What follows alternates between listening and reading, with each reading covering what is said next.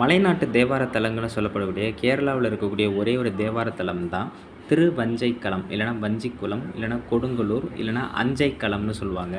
இது 266வது தேவார பாடல் பெற்ற தலமாக சொல்லப்படுது. கேரள மாநிலம் இரிஞ்சகுலகுடா ரயில் நிலையத்திலேருந்து 8 கிலோமீட்டர் தொலைவில் இருக்குது.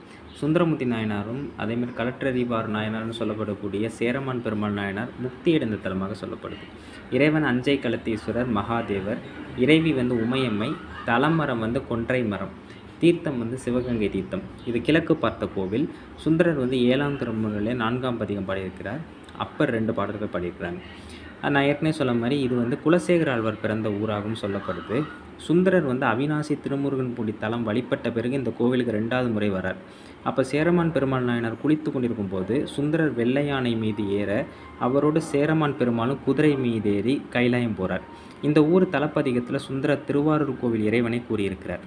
எந்த அளவுக்கு அப்படின்னா, இறைவனுடைய பாத சிலம்போலி இந்த சேர மன்னரான சேரமான் பெருமாள் நாயனாருக்கு கேட்குமா.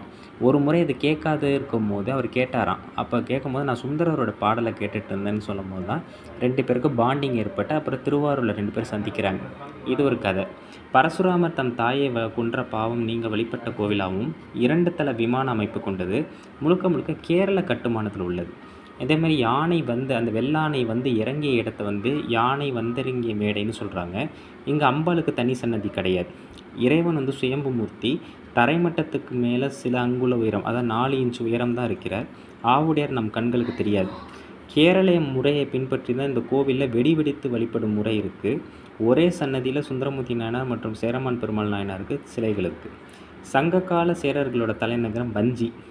அந்த வஞ்சி இதுதான். சேரர்களோட முக்கிய தெய்வம், அதனால் வஞ்சிக்குல மகாதேவன் குறிப்பிடுறாங்க. இங்குள்ள நடராஜரை சேரமான் பெருமாள் வழிபட்டிருக்கிறார். அதனால தான் இந்த சபாபதி அஞ்சை களத்து சபாபதியின் கல்வெட்டில் குறிப்பிடப்படுது. பஞ்சலோக சிலை. அதேமாதிரி பார்த்திங்கன்னா இந்த கோவிலோட கருவறை, பிராகாரம், முகமண்டபம் எல்லாமே கேரளன் ரெக்டாங்குலர் வடிவத்தில் இருக்கும். இங்குள்ள 16 கால் மண்டபத்தை நமஸ்கார மண்டபம்னு குறிப்பிடுவாங்க. மேற்குப்புற நுழைவாயில் மக்கள் பயன்பாட்டில் இருக்குது. கருவறைக்கு எதிரில் குத்துவிளக்கு மற்றும் கொடிமரம் இங்கே 60 அடி உயரத்தில் இருக்குது. கொச்சி அரசர் வேறு லிங்கத்தை மாற்றும் போது அது சரி வரல. அதுபோல் இந்த லிங்கம் சிதம்பரத்துலேருந்து கொண்டு வரப்பட்டதாக ஒரு கதை சொல்லப்படுது.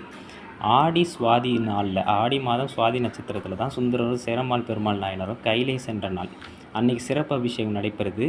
அன்றைக்கி ஒரு நாள் மட்டும்தான் தமிழ்நாட்டு ஆகமப்படி பூஜை நடக்கும். அதேமாதிரி தேவார பாடல்களும் ஒலிக்கும்.